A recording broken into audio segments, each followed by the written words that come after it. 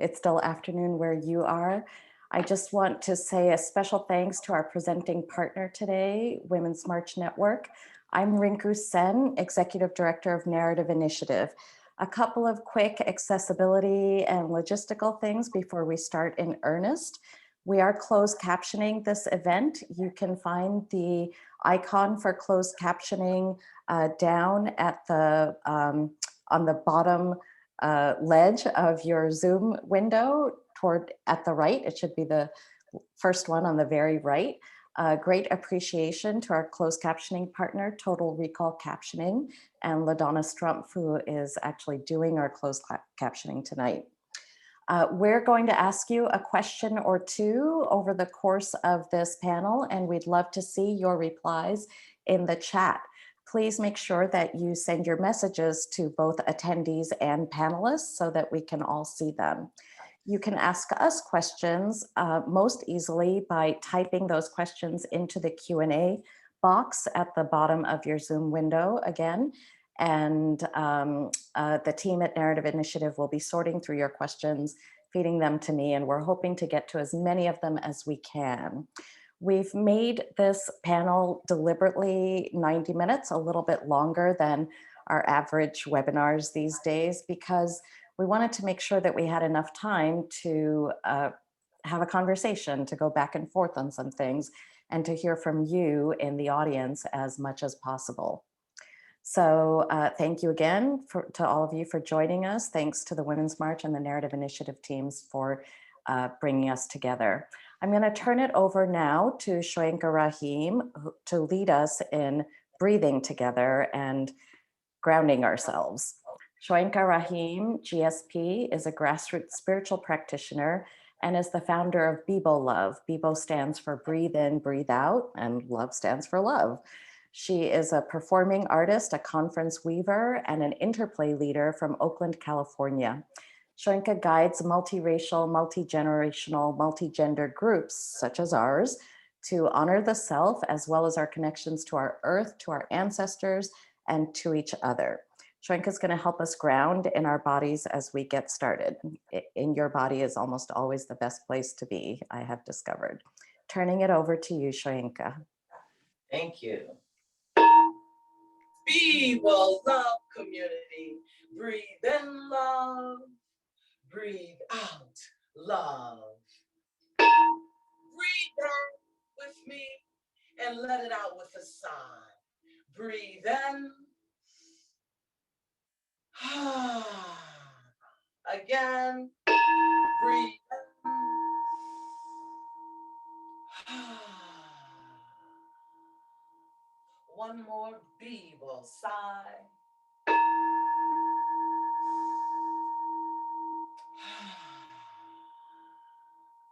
Join me in an affirmation movement meditation. If you're willing, you can stand and join me. We're going to go peace, love, joy, happiness, health, grace, and ease. Join me in that affirmation. Peace, love, joy, happiness, health, grace, and ease. One more time. Peace, love, joy, happiness, health, grace, and ease. Let's pick it up. Peace, love, joy, happiness, health, grace, and ease. Come on, y'all. Peace, love, joy, happiness, health, grace, and ease. Say it with me now. Peace, love, joy, happiness, health, grace, and ease. Yeah, yeah, yeah. Peace, love, joy, happiness, health, grace, and ease.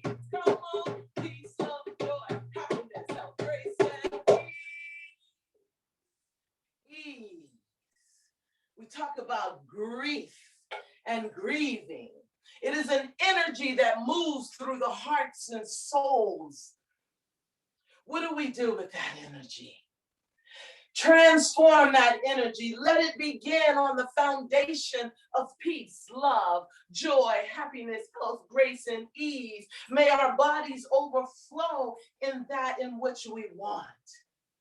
Join me in another affirmation. If you're willing, get up out your seat and join me in this affirmation. Just repeat after me. Movement, affirmation. I wiggle and grow. I wiggle and grow. A meditation, affirmation, visualization. We're fragile as a baby roots that hold the earth. Say, I wiggle and grow. Say, I wiggle and grow. Meditation, meditation, affirmation, affirmation, visualization, visualization. We're fragile as a baby root that holds the earth. Say, I'm fragile as a baby roots that hold the earth. But say, I wiggle and grow. Come on, I wiggle and grow. Ha! A meditation, meditation, affirmation, affirmation, visualization, visualization. Yes, we are all fragile as the baby root that holds the earth, but we wiggle and grow. And we create affirmations and we visualize that in which we want to transform grief into something that serves the most highest good, the supreme love. My body and your body are one in divine. So when we come together, let us tap into love. I said, my body and your body are one in divine. So when we come together, let us tap into love. Be bold, love community. Breathe in love, breathe out love. Right in the midst of our personal and collective struggles, breathe in love, breathe out love. Thank you so much, Shoyinka. We appreciate you. I want to say a couple of things about Narrative Initiative before we get started, and then I'm going to introduce our panel and ask our first question. Narrative Initiative is a 3-year-old organization that equips people with the tools to change the big stories that shape public will and public action. We think of narrative as a collection of stories that hold up certain ideas and values, and we believe that these stories are created not just through telling, but also through action. Narratives come about both from what we say and what we do. So our approach to narrative change is to create a through line between the telling and the doing. Our panel tonight is meant to spark our thinking about where we go from here as a society immersed in grief. Is there anything good to be made out of this seemingly endless cycle of sorrow that we're in? During the initial shutdown last year, almost a full year ago now, in March, I remember sitting in my apartment in Queens, New York, a mile from a hospital that went all COVID days after, thinking that maybe this period where we can't be as out in the world as we normally are will cause some deep collective reflection in our global society. I do not know whether that reflection has happened or not. I feel like maybe many of you just completely battered by a year's worth of illness and death and storms and fires. So whether or not that collective reflection has happened, though, I have been really heartened by the embrace of mutual aid everywhere, by the newfound awareness that that there are people in the country and in the world who could not stay home, and honestly heartened a little bit by the shock that so many Americans have gone through upon finding the way that COVID has played out racially and economically. I'm not a person who is cynical about shock. I think shock is good. Some things deserve a shock reaction, even if you've seen them a million times before. So we quickly learned that Black, Latino, and Indigenous people have died at wildly disproportionate rates as a result of the pandemic, and that these patterns repeat themselves in vaccine distribution. Now, the pandemic is a shared experience of grief, but it's not our only shared experience of grief. In the last few months, 2 of my good friends have lost their mothers to rare, fast-moving cancers. George Floyd, Ahmaud Arbery, and Breonna Taylor all lost their lives to police violence in this period. History tells us that grief can be a powerful motivator, partly because it comes from love and partly because it can generate rage. The artist Nina Simone wrote Mississippi Goddam in an hour after the Birmingham church bombing. When they killed those children, Simone once said, is when I said, I have to start using my talent to help Black people.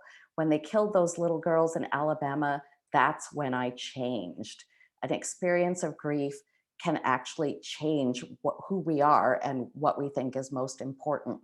The Madres de la Plaza de Mayo in Argentina protested the kidnappings of their children and grandchildren who resisted the military dictatorship and dirty war of that country. From 1977 to 1986, these mothers and grandmothers marched around the plaza wearing their children's nappies with their names embroidered on them as a white headcloth with unbelievable consistency. Until the pandemic, or close to the pandemic, they still met there in that Plaza de Mayo every Friday for 40 years. The Say Her Name campaign, built by Kimberly Crenshaw and the mothers of women who have been killed by the police, is another great example, one more recent and close to us. They've brought a new lens to the problem and experience of police violence. Their demands now then include accountability for police officers who commit sexual and other forms of violence against women, and the reallocation of policing budgets to programs and resources that truly keep communities safe. The feminist and journalist Anne Royfee writes that grief is in two parts. The first is loss, the second is the remaking of life. This conversation is about that remaking of life, something that we go about together and not in isolation and individually if we possibly can. So this panel is a group of people reflecting on how we go about that remaking of life and how we can help the whole country do it and help our communities do it. We are featuring 5 people, including Shoinka, who have mourned just like we all have, and who have also organized around and through their grief. We're here to explore questions of content and practice, like what are the values or ethics or feelings that we want to lift up? What can all of our storytelling make possible if we do it together? How are we characterizing ourselves, the people affected, the people responsible, and the people who must act? What are the actions we encourage each other to take? I'm going to give you the first question for the chat. If you are on this webinar and you are mourning someone, I invite you to put that person's name into the chat so that we can bring their presence into this space a little bit, our ancestors and those we have loved. As you are beginning to put those names into the chat, I am going to introduce our panel. First, we have Malkia Devich-Cyril from the Center for Media Justice. Malkia is an award-winning writer and public speaker on issues of digital rights, narrative power, Black liberation, and collective grief, as well as the lead founder and former executive director of Media Justice, a national hub boldly advancing racial justice, rights, and dignity in a digital age. After more than 10 years of organizational leadership, Malkia now serves as a senior fellow at Media Justice. Malkia is also a widowed person, having lost their young wife, Alana Devich-Cyril, to cancer just a couple of years ago, a great loss that was to our whole community. Next, we have Alex Goldstein, who is the founder of 90 West and of Faces of COVID, the Twitter feed. Alex founded 90 West in 2016 with a commitment to help the highest impact, and most innovative companies, organizations, and leaders make a greater effect on the world. Prior to founding 90 West, Alex served for 8 years in numerous key leadership roles with former Massachusetts Governor Deval Patrick, and also ran communications for Congresswoman Ayanna Pressley's 2018 run. In March of 2020, right at the beginning of the pandemic, Alex created Faces of COVID, a Twitter account that now has 145,000 followers and that is dedicated to remembering and honoring the people lost to the COVID-19 pandemic by shedding light on the stories behind the statistics. Alex continues to curate this effort as the pandemic rages on. Third, we are so honored to be joined by Kristen Urquiza, who is the founder of Marked by COVID. Kristen is a graduate of Yale University and of UC Berkeley's Goldman School of Public Policy, where she earned a Master's of Public Affairs. She is a climate crisis activist at Mighty Earth and co-founder, as I mentioned, of Marked by COVID. Marked by COVID is a 100% volunteer-run organization advocating for their recent released COVID response, recovery, and prevention plan, and is currently organizing mayors, state legislators, and members of Congress to participate in a grassroots COVID Memorial Day in hundreds of cities across the country. Kristen grew up in the mostly Latinx neighborhood of Maryvale in Phoenix and is the granddaughter of migrant farm workers. And finally, we are joined by Chioma Oru from the Center for Popular Democracy. Chioma, who is a PhD, lost her father, Felix Chidima Oru, to COVID-19 on May 9th, 2020. Her family has shouldered much of the emotional and financial loss that comes from losing a key member of the family to COVID. Chioma is also a mother of two sons, ages 7 and 10 years old, who are both on the autism spectrum. She is the founder, principal consultant, and parent coach of Chi Born Free, Inc. She holds a PhD in political science from Howard University and a bachelor's degree in sociology from the George Washington University. Active member of the COVID Families Network with the Center for Popular Democracy, CPD, and also an active member of Space and Action, a DC regional CPD affiliate organization.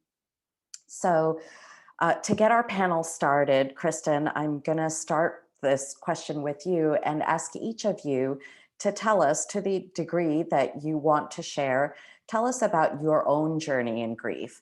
Who do you mourn? What resources, people, readings, ideas, poems, songs have helped you live on through your experience of grief? And Kristen, we're going to start with you here and then go to Alex. Great. Thank you for having me. And so honored to be part of this conversation, despite what brings us here. I lost my dad, Mark Urquiza, to COVID on June 30th. He was 65, otherwise healthy individual who was looking forward to retirement, just kind of in the prime of his life. In many ways. He woke up on June 11th with a fever, a cough, and other COVID-like symptoms, and passed away within under 3 weeks. It was sudden, but also while this was happening, what really brought me into this space that I'm in now was seeing what was happening in the neighborhood around where my parents lived, where I grew up, 70% Latino, 30% immigrant neighborhood of Maryvale in Phoenix.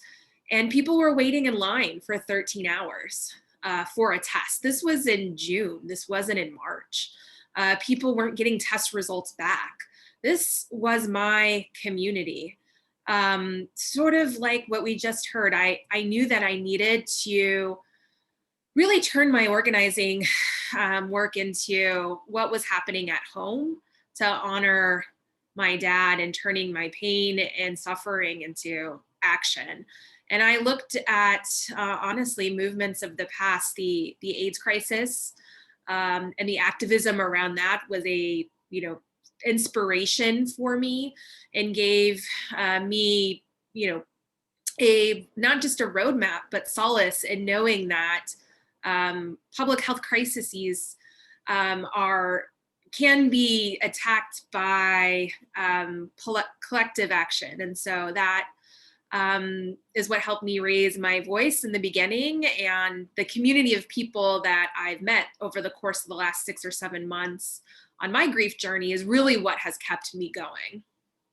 Thank you so much, Kristen. We are so sorry for your loss, and we so appreciate the work you've been doing and that you could join us tonight. Alex, let's go to you and hear a little bit about what's brought you to this work. Sure. And thank you so much for having me, Rinku, and everybody. This is a really special group. I really feel honored to be with these folks tonight. I didn't lose a loved one yet to COVID. But I mourn every single day for the hundreds of thousands of people in this country who have been reduced to a abstract statistic, and not brought to their community in a way that we can access to find out who those people were and what lives they lived, and the stories of the people who loved them. And I would say, I think one of the ways in the early days of the pandemic that I felt like I needed to process this was I was being bombarded, like I think a lot of us were, with these really, sort of numbing statistics around deaths, around number of cases, and everyone was saying flatten the curve, and a lot of scientific jargon that I think was important in telling part of the story of the pandemic. But what was missing, and I think continues to be something that we really have to fight for, is the human face behind what is actually happening out there. And I also mourn for the fact that there are so many people who have had to defer their own grief the way they would have wanted to mourn in community, the way that they would have wanted to hold a wake where everybody in their life could have come, or could have gathered in their house for a Shiva, or to just be with people and hug them and cry with them. And so much of that has been robbed from us. This has been such an isolating way to have to say goodbye. And, I have been fearful this entire pandemic because my father has stage 4 prostate cancer. And I am actually now in the final couple weeks of saying goodbye to him. And I had prayed with him that I would have to do that after the pandemic so we could mourn with our community. And I will be burying my father in the midst of this pandemic in just a few weeks' time. And something that I'm just beginning to grapple with. And so, I feel like what Faces of COVID has sought to do is help people find a way through that isolation to connect with other people, to see our own family and the lives of those that we're losing. And I'm just really grateful to be here with folks who have been through this and be with you in community tonight. So thank you. Thank you so much, Alex. Chioma, let's come to you next and hear a little bit about your story and your family story. Yeah, wow. Alex, I completely, my heart is with you. Everyone, it's such a process where I believe that, you know, on a normal day, I feel everyone's emotions. And these days, it just really, if it's so easy to tap in because we're all really going through it.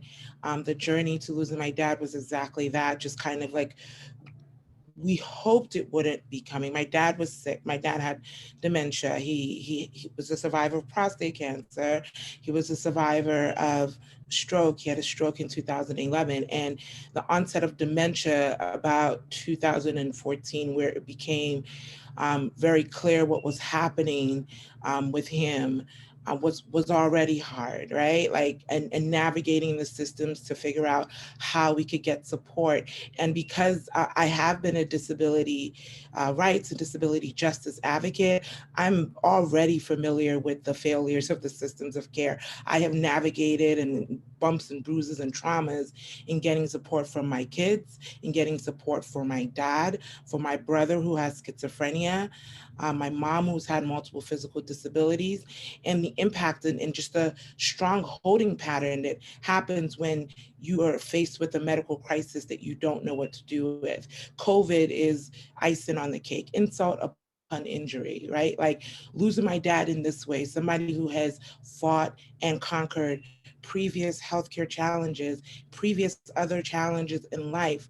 And for it to happen so quickly, so suddenly, it's just, and the journey of it all, right? Like when I look back, I can see it coming, right? As it's happening, it's moving in this chaotic slow motion. And I've just been recanting. My dad died on May 9th, 2020 at 3:11 a.m., right? And those Mother's Day weekend, I'll never forget. Unbelievable moment in my entire family's life. Like everyone else, my hope and my prayer remains that we find ways in which we face the systems of care, the broken, tarnished systems of care that go beyond even COVID, right? That go deeper to those who are living with pre-existing conditions, those who survived COVID. I have a brother who had COVID and now, has to have a kidney replacement because his kidney was so damaged when he was in the ICU because he had pre-existing issues that were just multiplied by COVID. So they're the survivors of COVID. They're those of us who mourn the loss of people with COVID and all around, right? My mom has also had COVID. So it almost feels common, but it really shouldn't be as common as it is. Thank you, Chioma. And condolences for your family's loss as well. Malkia, we're going to come to you, and we'd love to know some about your story. Thank you for having me. It's great to be here. It's very rare that folks get together and have public conversations about loss in a political context. So really appreciative of the opportunity. Actually, it's pretty hard to know how to tell my grief story because it's very, very long. My mother died from sickle cell anemia um, in 2005. And, if you know anything about sickle cell anemia, it is a genetic disease.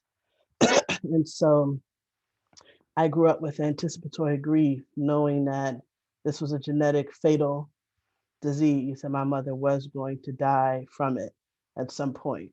Um, and so, kind of living with that level of anticipatory grief and growing up in the 80s in Bed-Stuy, Brooklyn, meant that also we were losing people all the time, you know, whether it's my cousin whose husband murdered her, or it's my other cousin who was shot just a few blocks from my home, or I could go down the list. My girlfriend at 16 who was raped and thrown from the top of a building in the Bronx.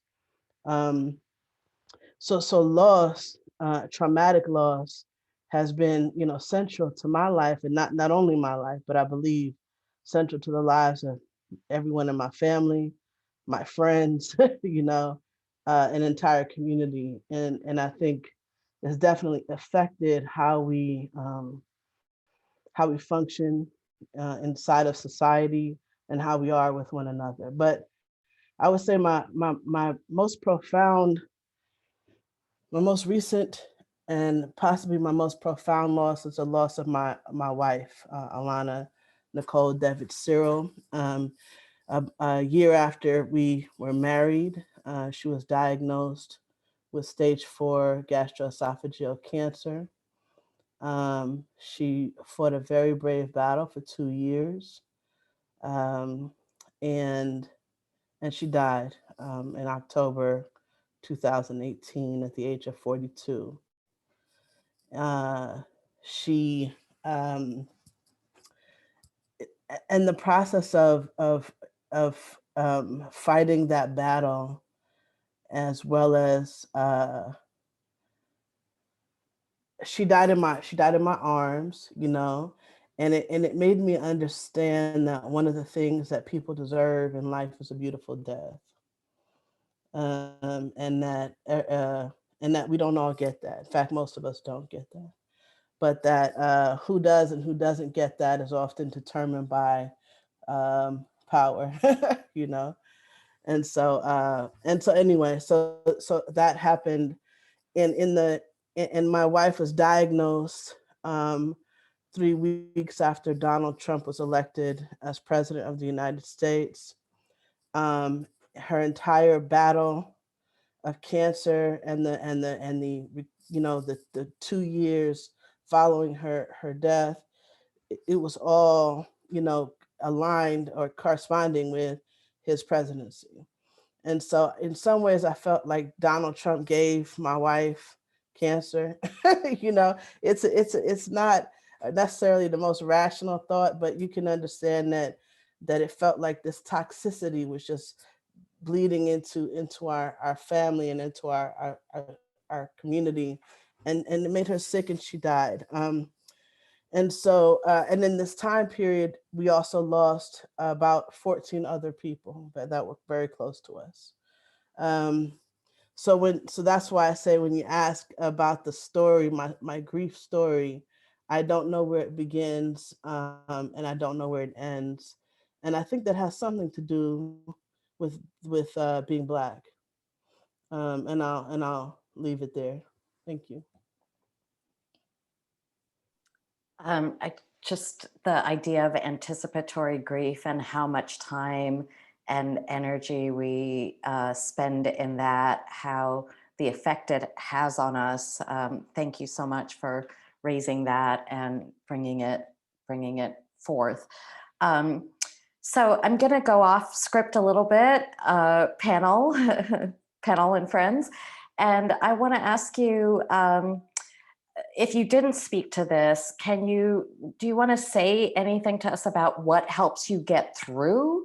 How do you, I mean, honestly, it's a little bit of a wonder that any of us do anything other than grieve and take care of family. So just curious if there are particular things anyone did or something you learned along the way. And Shoinka, you're welcome to weigh in here as well. And thank you for staying on camera and staying with us. Yeah, what has helped you get through, and what do you try to offer to other people to help them get through? Anybody?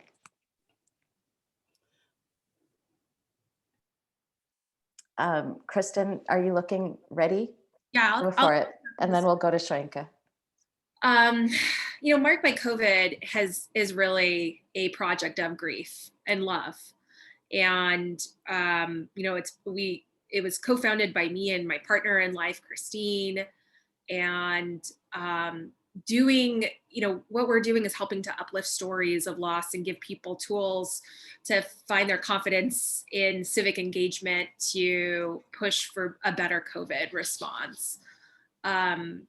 Being active was the only way that it made sense for me to really channel my grief, which first and foremost was pure rage. I couldn't see straight. I felt like a storm that was about to come, raging down on the desert, which is a very common sort of summer occurrence in Arizona, where I'm from. So, being able to just be really vulnerable publicly and having others say, oh my gosh, how you feel is exactly how I felt and how I'm feeling. Or, seeing you say this, or what you wrote in your father's obituary. Had I had the money to issue an obituary for my loved one, I would have said the same exact thing. And so really that public vulnerability and connecting with people around that towards a larger cause, something greater than myself and even greater than my own loss, has been the one thing that has really kept me putting one foot in front of the other and getting out of bed most days. My community in grief is what keeps me going. Thank you. Shoinka, you want to get in here? Well, yes. First of all, I just want to say grief is to be honored, like honored that individual grief and that collective grief, because that is also what brings us together in that collective grief to move forward. So I just want to honor everyone on the panel and everyone who has joined us for coming on to shine your light so that we can all just wiggle and grow and through our own personal struggle and understanding the collective struggle. My mother was diagnosed with lupus while I was in her womb. So I know that grief before you come into the world, Melkia, I know that. And then my brother was also killed and murdered in 1985 by the cops. And so I definitely know that grief, and I know that I don't stand alone, and that's what saves me. So I dance and sing and celebrate life. And I land on, and I call forth, like I said earlier, peace, love, joy, happiness, health, grace, and ease, not just for me, but for all of us that are grieving. It helps me.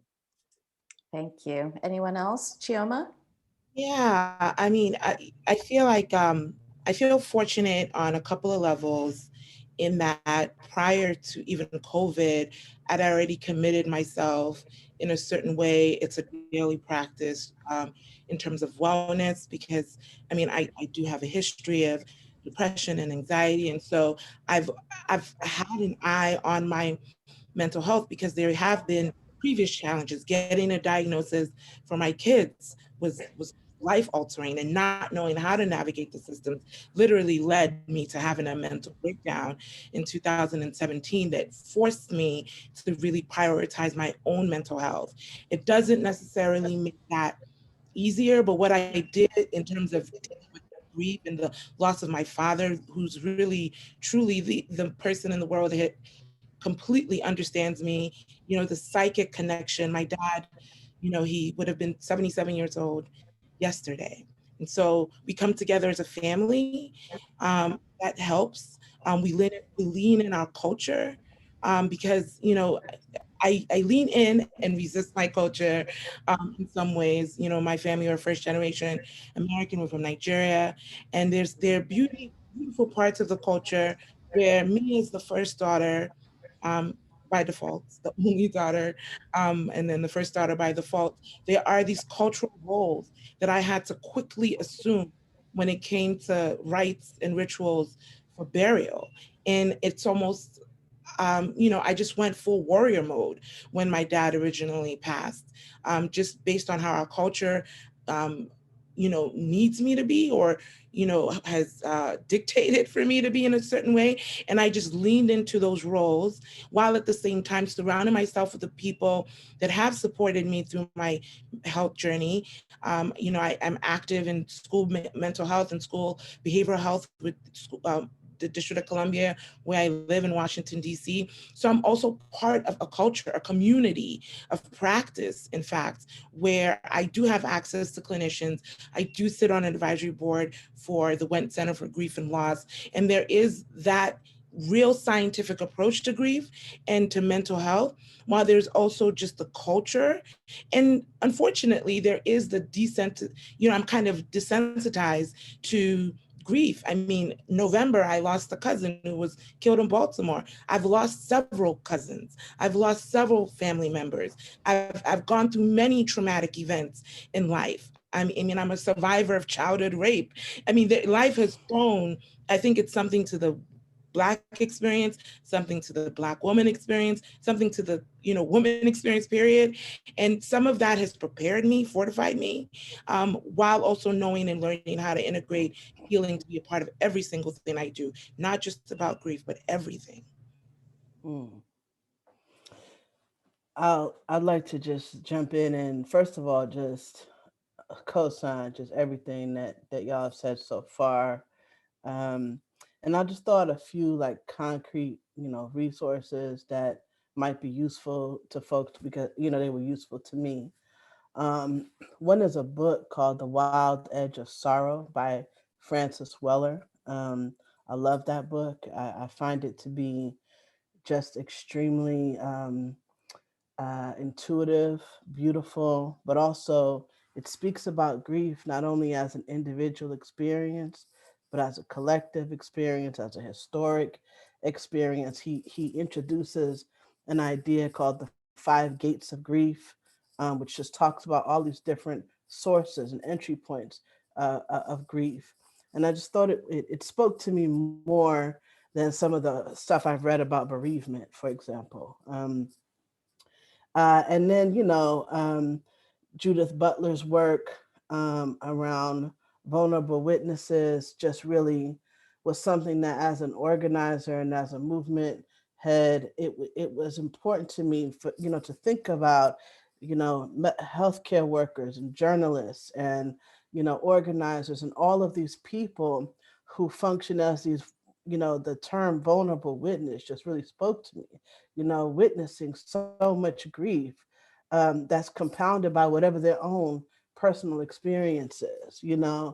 There's an app that I mess with called We Croak, and some people, when I tell my fellow bereaved people about that app, they be like, "That sounds whack," and I'm like, "Yeah, because we're so death averse, But you know what? I'm gonna die. You're gonna die. We're all gonna die. And so the question is, how are we gonna die? And under what conditions will we be able to die? You know what I mean? Like, and so We Croak just has a bunch of quotes, every day it sends you, every couple of hours actually, it sends you some quotes about death and dying. And one of the first things it says is, remember, you're going to die. And for me, that helps me live, to remember, yes, I am going to die. And so let me get up out this bed. Ever since my wife died, I have not slept in an actual bed. I sleep on the couch because I can't like be in a bed without my wife. And so being able to read these little quotes just helps me get up, helps me get up and helps me continue. Um, authors like Elizabeth Alexander and Elizabeth Gilbert, just beautiful writers, but who also are able to talk about loss through in terms of colonialism, and in terms of slavery and genocide, and this kind of ancestral loss that we pass down to our children. And so all of these works have been extremely important. Poetry has been extremely important. And lastly, here we are in this pandemic, and I know, we've talked about people who've lost family members to COVID and people who have lost family members to other things, during this period. But this isolation, in the, grieving in isolation is horrible. It's horrible. And so one of the things that's helped me is building some intentional digital communities. I have built a community called Pandemic Joy, where we come together, we sing, we fellowship, we just do what we do. I've had some grief groups that I run. I do a freedom cleanse every month over the course of, my wife died on the 27th. So over the last 10 days of every month, I do a freedom cleanse. And at this point, over 150 people, have done the freedom cleanse with me, and about 70 people do it with me every month. Like, same for Pandemic Joy. Started out with just me and my family. And now we have about 70, 75 people in the community. And so that's what's helped me, just building community, building connection, and talking about death, talking about dying, and not letting it be some secret thing in the background. Thank you. Alex, do you want to get in on this? You know, so I'm in a spot where I'm not processing. I'm just not there. I can't believe that my best friend in the entire world is someone I have to say goodbye to in the next month. And I have to do it in a pandemic with my best friends standing 6 feet away from me in my backyard with their masks on. That's probably the best I can expect. And so the answer to the question is that part I am not processing. And so it's actually really helpful to hear what Malkia was laying out there. I got writing everything down over here. I got a lot of reading to do. But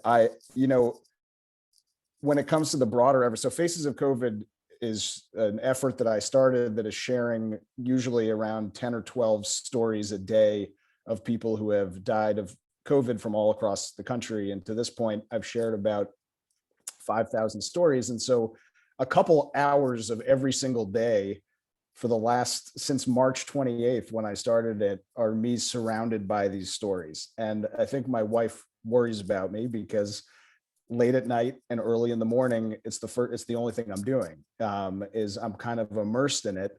And a lot of the stories, about 800 of the stories, have been submitted directly by family members to me to share, who've sort of requested it.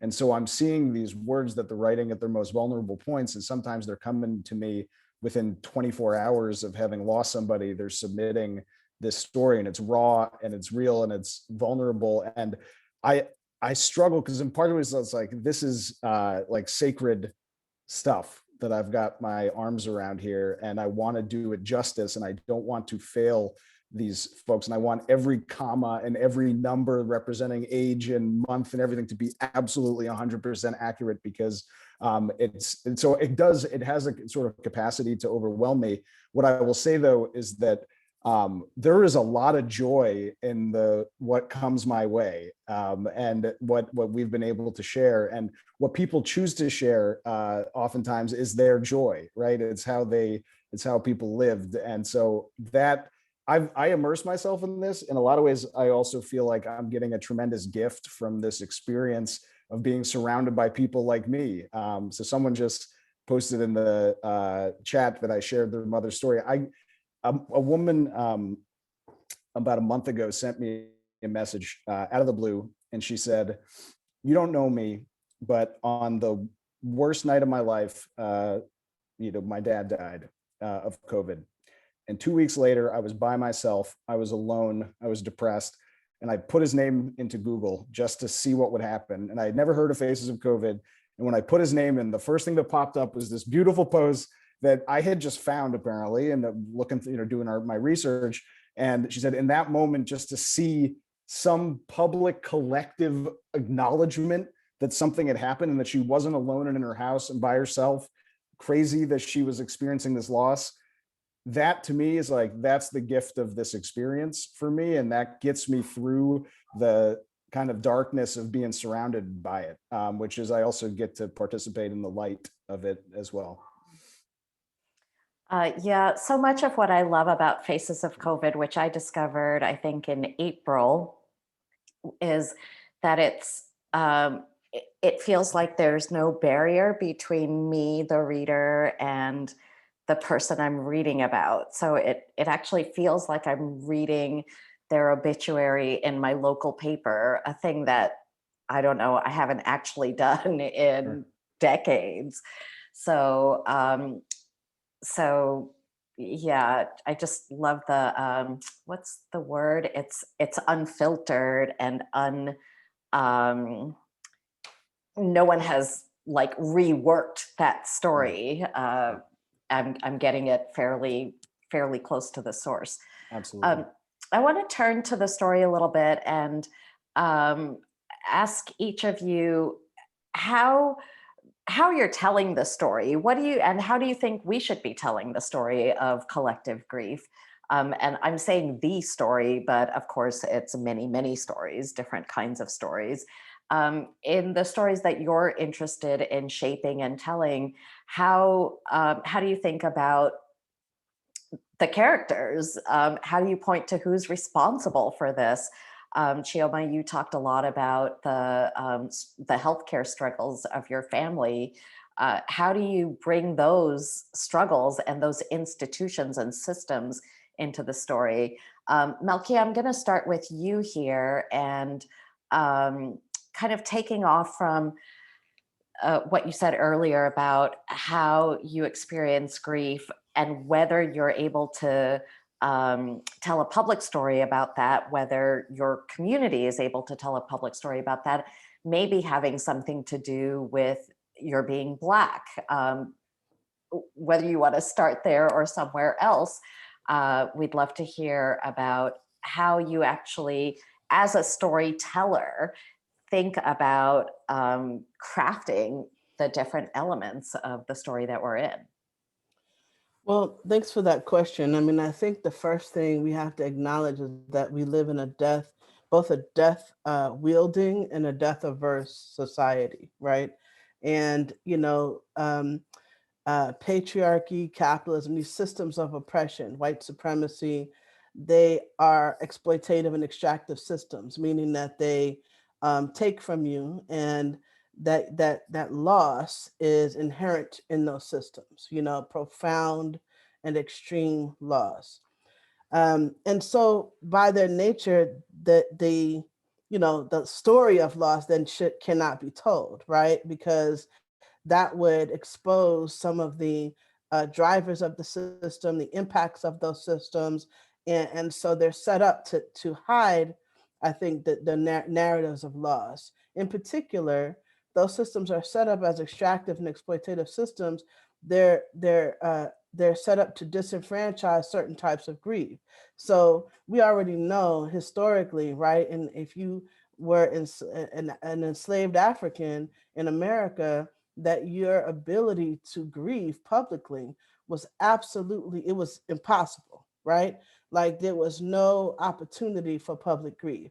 So you had to secret away, go to the meeting place and have your quiet secret funerals. You had to hide. And I think that is the experience of many people in a way, right, in this country and across the world, if you take it globally, in relationship, in terms of how countries are in relationship to one another, that there are certain people's grief, certain types of grief that are hidden from public view very deliberately by these systems of oppression. So how do we make it public? How do we tell it in a way that exposes both the way the systems function, and also allows for that humanity to come through, right? Allows for some element of change to, allows the grief to spark change, right? That's what we want from the stories. I think there are all these narrative models that allow for that.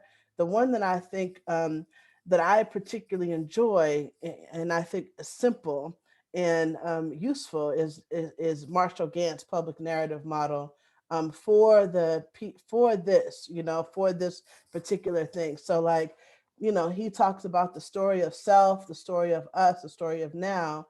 And I think, being able to, first of all, finding ways to tell these individual grief stories, these stories of loss, stories of death.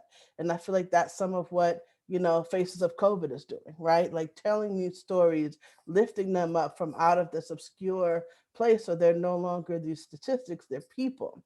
That allows for then the story of us. Now, I think there's a problem in the story of us. There's a brokenness here that needs to be acknowledged. Um, you know, uh, the fact that we talk about 500,000 dead from COVID in basically a year, but we also but what I haven't seen stories about, I've seen stories about the disproportionate deaths, but I have not seen stories about the disproportionate grief. There's been a few. There's been a story in the Atlantic, the relentlessness of Black grief. There's a few stories here and there, but they're peppered, throughout our throughout coverage. For the most part, we're not seeing. What about our Native American brothers and sisters? Like, there's been extraordinarily disproportionate deaths for them, but there's a story of Native grief that's actually beyond COVID, right? That's about that this moment is digging in to a deeper story of grief. Does that make sense? A Mhm. deeper story, a loss of land, a loss of language, a loss of liberty that's generations old. And I think there's an opportunity right now as we take, we can dig in to this story of COVID, be able to lift up, and demonstrate how communities of color, how poor communities, and even and women, right? Women whose labor has been so affected in very unique ways, right? So all of these are losses, not only deaths, other kinds of losses, but these are examples of um, disenfranchised losses, points of disenfranchised grief, those stories are not being told. Those stories are not being told. And so I think that lifting up, both in the stories of self, really focusing on people of color, and then lifting up in the story of us, these places of fracture, and these hidden narratives is it's very important. I think one other thing that I'll just say about that is, so we talk about, so in the story of us, right, we need to talk about the 10 million Americans that are out of work, right? We need to talk about, the disproportionate deaths. We need to talk about all of that. But then there's the story of now, right?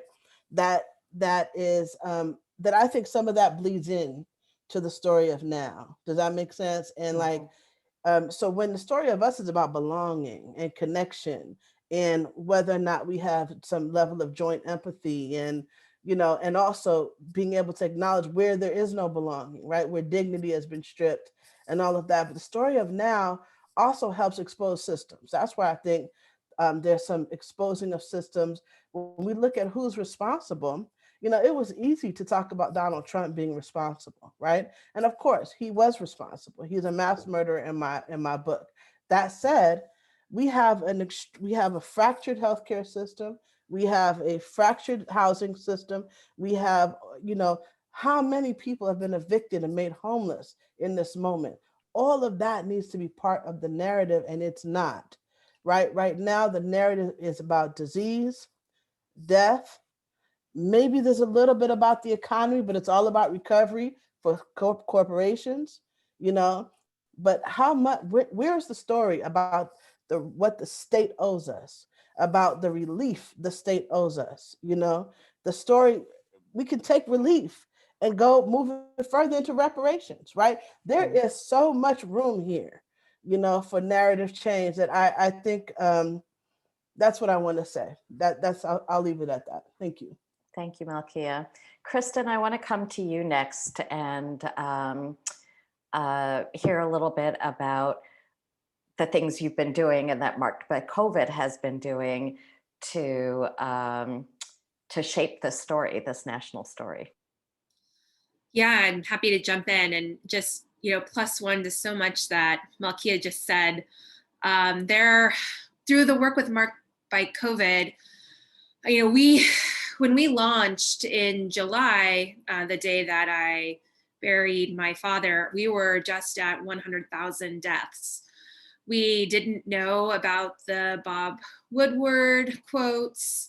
There, wasn't so much more information that we have now that the federal government knew.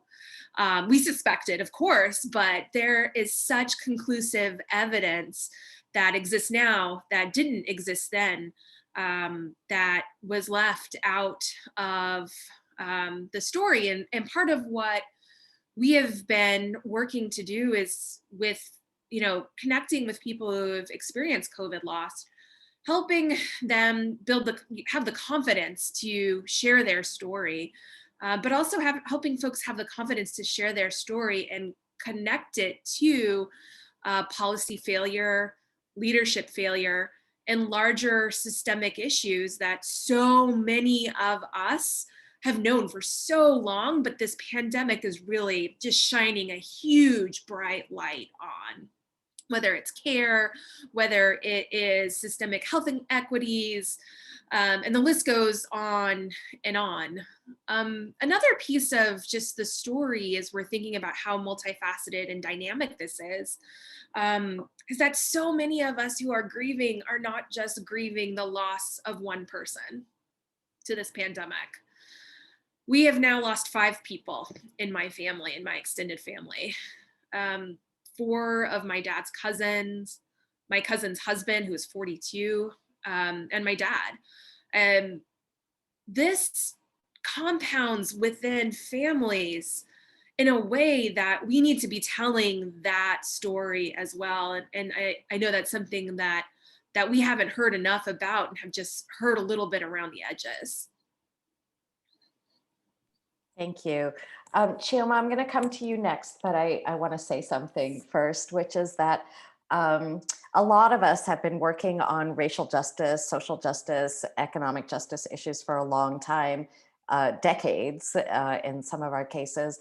And I've been reflecting recently that there's something about the way we talk about systems that we need to rethink, because what we end up with is stories of people who have been harmed, victims, survivors, impacted people, and then stories of how the system caused that harm.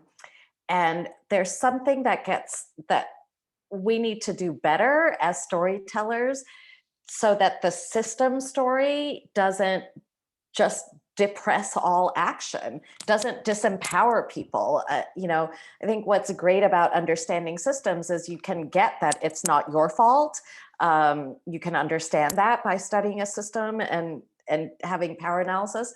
But often in our organizing story about systems, we don't put that much emphasis on where the points of systemic vulnerability are, where the openings are, where other people have moved through those openings and changed something.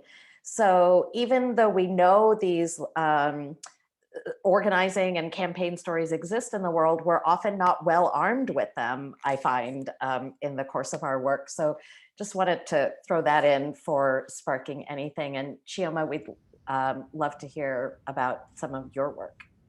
Yeah, no, thank you so much for framing it that way. I think a big part of the missing gaps of answering the questions of the failures of not just when I say the systems of care, right? Like it's the interaction and the interconnectedness between education and healthcare and housing and recreation and the criminal justice system. These are all system functions that define, at least in the United States, we are a republic. Our democratic system is fueled by the functions, the bureaucratic functions of these different moving parts and how one accesses it and how one moves through it and how you diagnose a problem leads to how you treat the problem, right? Like, I think a big reason why it is unknown or underpacked, particularly from a social justice lens, is because of ableism, right? The people who typically move through the systems with knowledge and expertise are typically the people who are most discredited, even within other oppressed cultures. So from an intersectional lens, right? When I say none of this shocks me, right? That's because I've already experienced my own personal coming to terms that this system is messed up and I don't even know if we can salvage it, to be honest. So the question of what are the lessons? Can we reform this? I mean, it's very difficult to answer that, honestly, if we look at the history of institutionalization and the medical model of care and how that medical model of care has always been a deficit model of care and has always been just a culmination of the survival of the fittest. Social Darwinism has been at play for a long time. The disruption of indigenous cultures. When I think of decolonization from the perspectives of system functions, I think about what it would mean for my children whose lifespan is shortened because of the failures of the system, right? Who my brother, his access to actually achieving any level of genius in his life, right? Based on what he is and who he is as a person with schizophrenia is limited, right? So he's almost guaranteed to poverty. If we go by the way the systems function, that we know that when seniors age, right, and they stop being productive members, so-called productive members of society, they become irrelevant, right? And so these things are at play.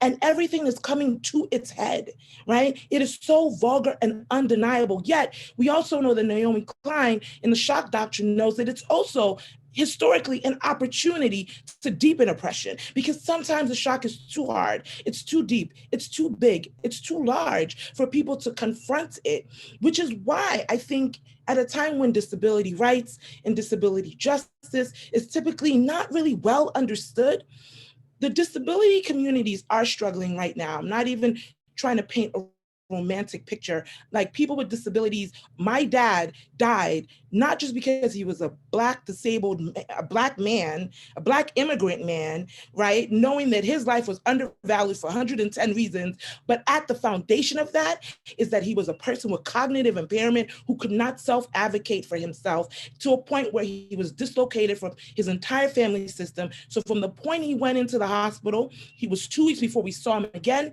The next time we saw him, he was dying on camera. So within that 2-week period was advocacy that needed to happen to make sure he fed well, which I'm pretty sure a lot of people with intellectual disabilities, a lot of people with cognitive impairments, autism, dementia, and like, are not being cared for, not because our healthcare workers don't care, but because the system only creates this deficit model, goes into crisis when it has to think of sustaining, right? It is not a sustaining system in any case, in any way. And disability movements have been crying this for a long time. They have been the ones to feel it the hardest, first and most, for a long time. And so if the world, or the United States, it's a tall order because ableism is really deep. The more I'm teaching a course right now, an undergraduate course at Howard University with students, and it's teaching me, like, teaching this course is helping me unpack how, the systems of care match up with actual liberation, with actual political, social justice agendas, because there's a dislocation, right? We can talk all day about the issues, but unless we are centering it where it needs to be centered, we'll keep chasing our tails, talking in circles, and missing the lessons for those who actually have the genius to interpret what's been happening and can help us get even further than I think us who are able-bodied, able-minded. First-time crisis is COVID, right? Like, if this is the worst encounter you've had with the healthcare system, there's a lot to learn about the healthcare system, right? And that is knowing that the loss is real. That is not discrediting or taken away from the pain of any individual loss, but it's so much bigger than any individual loss. Alex, you're probably the person here who has done the most work with elected officials. You've been you were part of Governor Deval Patrick's team. We're grateful that you helped Ayanna Pressley get elected to Congress. I'm curious how this discussion of systems strikes you, having worked for and with the people who are governing those systems and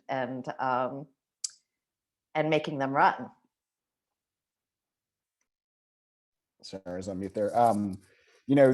I actually think that a huge part of they both of those people have had such a huge impact on my life and kind of the way that I approach narrative communications work. It's actually funny because seeing the Marshall Gans reference really lit me up, because I learned that actually on my first grassroots campaign as a field organizer was the Marshall Gans model. So Ayanna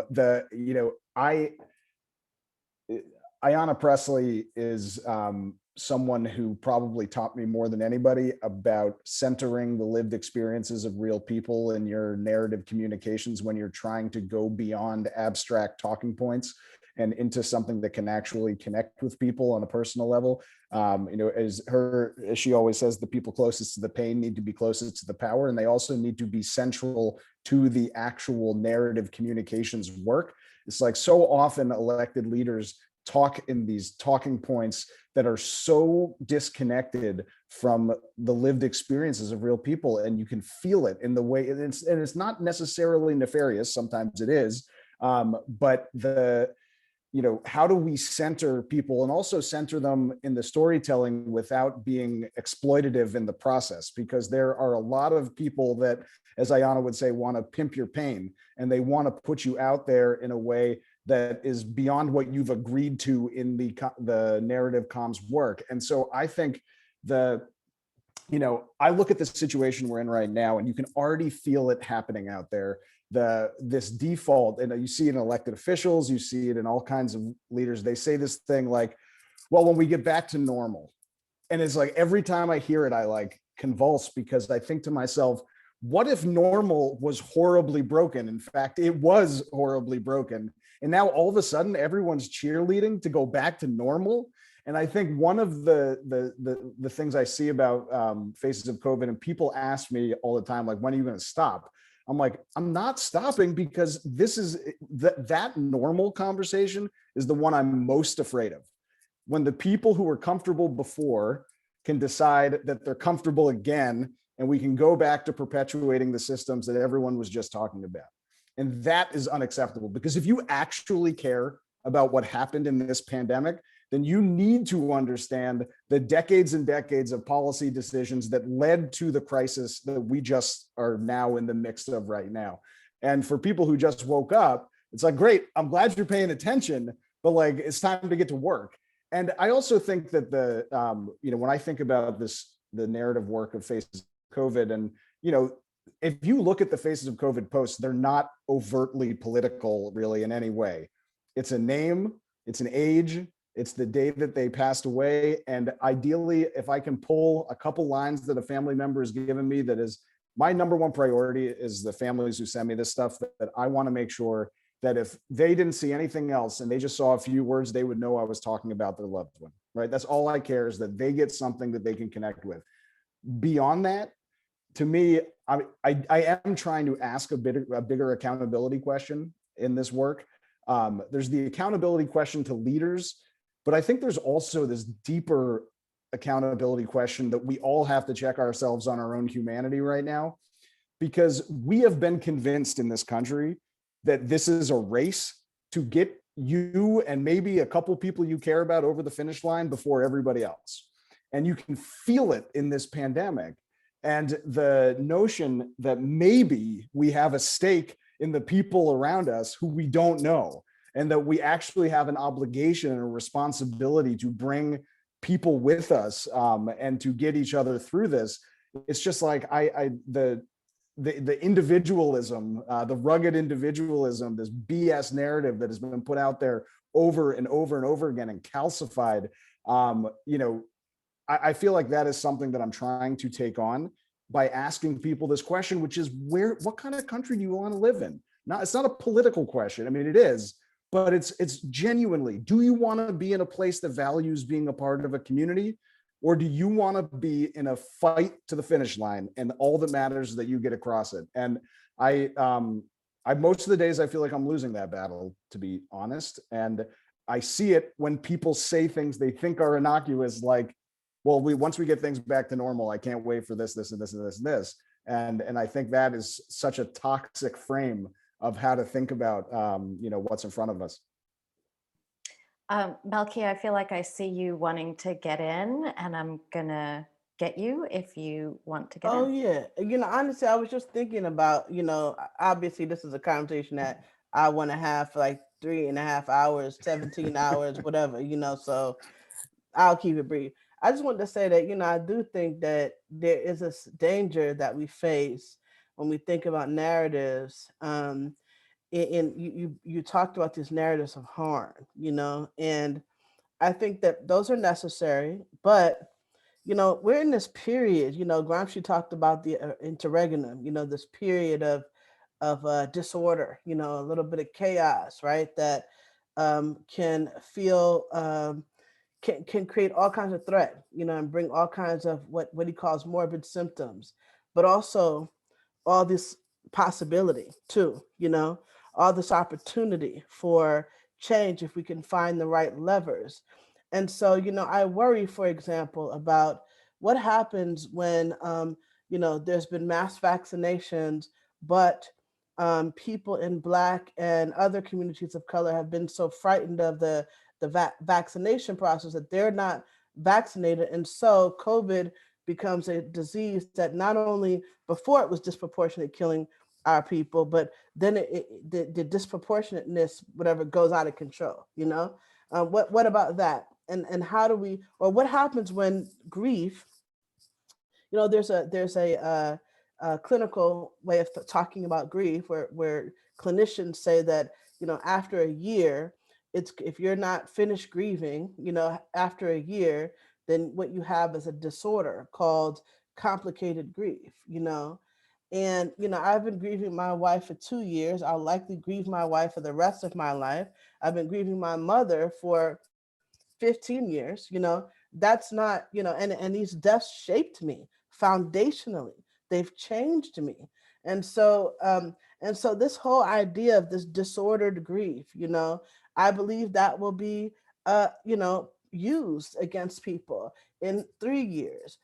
This mass this mass moment of grief is something that's going to last for a very long time. It's not going to be over even when COVID numbers shrink. So what story then gets told? Are these people going to be considered lazy? They can't go to work? Are they going to be, all the old narratives of deserving and undeserving? We have threats. But if we can find the opportunities, and that's really what I wanted to say, if we can find the levers, the narrative levers, the places where we can force more relief from the state, where we can create these pathways, right? Through some storytelling. I just think that there is an extraordinary moment that we're in right now. And I look forward to the strategists who will be able to figure that out. So Rinku, figure that out. Go ahead. I aim to try at Narrative Initiative. We do aim to try because we can try, and we don't know really all of what's possible. Sometimes things happen, or people experiment with something and it takes off. I don't think we knew that Minneapolis would be the point of connection for so many Americans to the problem of police violence against Black people. We didn't know that. And it's because there were groups of organized Black people in Minneapolis and organized friends and loved ones of Black people who made the story by acting, by getting into the streets. That changed the story of the pandemic and of police violence to a huge degree in this country. I want to go to I'm going to go to an audience question. This is kind of a hybrid question because it's coming from two different people. And so one person works at a university, and this is Jordan, and wants to help their students kind of through this period by doing some public rituals on campus, is curious about what ideas you all have for the kinds of rituals. And there's a similar question from Andrew Slack about, what rituals or events can we either design or participate in to grieve collectively. This week, many of you know, on Monday evening, the Biden administration observed a moment of silence when we hit the 500,000 death mark. And just before the inauguration, there was a public memorial around COVID loss in Washington. And so, Kristen, I'm kind of thinking about coming to you here. Shoinka, thinking about coming to you. Kristen, partly I know that you are actually organizing for some collective ritualization. Shoinka, you do rituals all the time. So let's start with Kristen, go to Shoinka, and then we'll see who else wants to weigh in here. Sure. I mean, one of the things that Marked by COVID is working towards is to ensure that we have ongoing as well as permanent recognition for really solidifying our collective memory of this pandemic. So we can make sure that we do not repeat the problems of the past, of telling this, you know, fantasy version of who we are. And that is pushing back on American exceptionalism, which is a very strong narrative, but it's really important. And one of the things that we're doing on March 1st is we have a grassroots COVID Memorial Day, in which so far over 100 cities are participating. There's over 80 events by activists all across the country happening, where people are coming, you know, together in safe ways or online to hold grassroots vigils, say names of people who have passed, and really hold space to grieve and kind of bear witness to grief. And I think that is a really powerful way in which to start to normalize and bring to the surface these concepts of not only individual grieving, but collective grieving. And the last thing I'll just say really quickly on the Biden administration's actions, it's, you know, a welcome gesture, but one of the things that has really kind of gotten under my skin with these gestures is that they have not included people who've been most impacted. And I really live by that Ayanna Pressley quote of, the people closest to the pain need to be closest to the power. And marked by COVID, we are working to ensure that the people who have been most impacted, that their needs are centered in the current but ongoing ripple effects of this pandemic. And that I haven't seen with those rituals. Thank you, Kristen. Shoinka, do you have any ritual advice for our audience? One of my daily rituals is to say Bibo love Shoyenka. So I offer that you say Bibo love and say your name.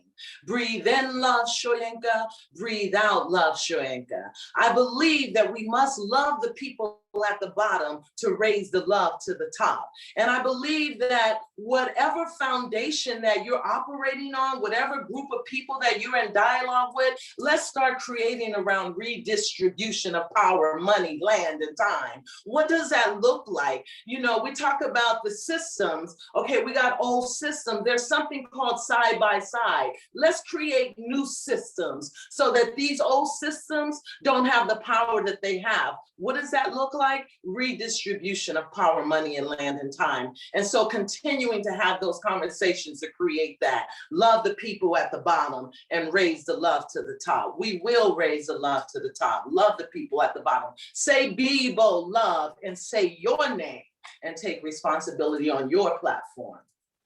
Thank you. I'll just say, honestly, on ritual myself, you light a candle, you put some people around it, you find a poem to read. I think the important thing about ritual, what makes it a ritual, is that it's a dedicated space, that and that it's a soul space, a spiritual space. So you know, one of the things I love about Shoinka's work is that she's always bringing in all four elements: fire, water, earth, and air. So if you're thinking about how to set up a ritual in your own context, think about those elements: fire, water, earth, and air, and try to bring them into that space. And beyond that, the only thing that's necessary, I think, is the people. And what gets said and what gets heard in that space is all valid. All of it works as ritual. Anyone else want to get in on rituals? Go ahead, Chioma. Yeah, I think to the question particularly framed around students, and I mean, I think my mind goes to, you know, how challenging this experience is for young people, and by young people, I'm not sure the age. I'm assuming these are university students, but you know, I think of you know, I work within from perinatal care, from pregnant mothers to secondary transition through the lifespan as in young people coming in to themselves as adults, right? And I think that this is a particularly hard time for our, I mean, I lost my dad, but my children lost their granddad with less capacity to process, right? And to process in isolation where everything in their world is completely upside down. And my kids are still pretty young, they're 7 and 10, and distance learning does not work for my kids anyways, right? There's a digital divide. And so I wanna just say that in terms of ritualizing, I wanna speak to it as a parent, as a mother, as somebody who works with young people, who teaches university students as well. Routines based, like keeping routines um, is really important. Like it may seem like being consistent and showing up, right? Like knowing small things like keeping to what bedtime is and keeping to what meal times are and giving the kids a sense of normalcy, goes a long way to helping them establish, a sense of how they feel, considering they don't have to process. And again, I have children with autism where sensory processing is constantly non-linear, right? Like, and for many kids, absolutely chaotic right now, right? And I see that showing up even in my university students, where part of ritualizing is me showing up, right? Knowing that I can at any minute not show up because it's just that kind of a moment where everyone is almost equal and even. So just basic simple routines I think are really important, that don't have to look big and huge, but also like I practice wellness with my kids as well, where we locate in our body what is your arm feeling, what's your elbow feeling, what's your head feeling, what are your toes feeling, like you're locating everything in your body. And while that may seem very elementary for college, university students, I think giving them the opportunity to share their thoughts, their authentic thoughts, their unfiltered thoughts, offering that space to them in an intellectual incubator is also part of healing. So I think there are different ways we can approach this. But when we're thinking about children and young people who somehow, because COVID is hitting a senior population so much, we forget the long term, like what this roadmap is setting for generations, right, in front of us and who they're going to become in the world. So. Thank you. I haven't done a very good job moderating because we're at time and I feel like we have just barely started and there are so many more things that we could explore and talk about. There's some good ritual ideas in the chat. Folks will be able to access this recording and access those resources. We're not going to wrap right this second because, I need time. But I'm going to ask a final question and then Shoinka is going to close us out. So it occurs to me that a lot of what y'all have been talking about is that we, the storytellers, the organizers, the activists, the people in it, we can be and should be a lot more ambitious about what we think we're doing. We can be a lot more visionary so that we're not aiming to just deliver some goods to our people, in kind of a very narrow organizing sense. We are actually trying to build new systems, either by modeling them in mutual aid situations in our local community, or by actually forcing our existing systems to move in that direction, to start practicing and developing policies that move us in a new direction. So a lot of what I'm taking from this panel is I and the organization that I run, we just need to be bolder and braver and a little more outside the normal. Think outside the normal, act outside the normal, do things that aren't normal to organizing or communications, and just see where that takes us. Do it and see where that takes us.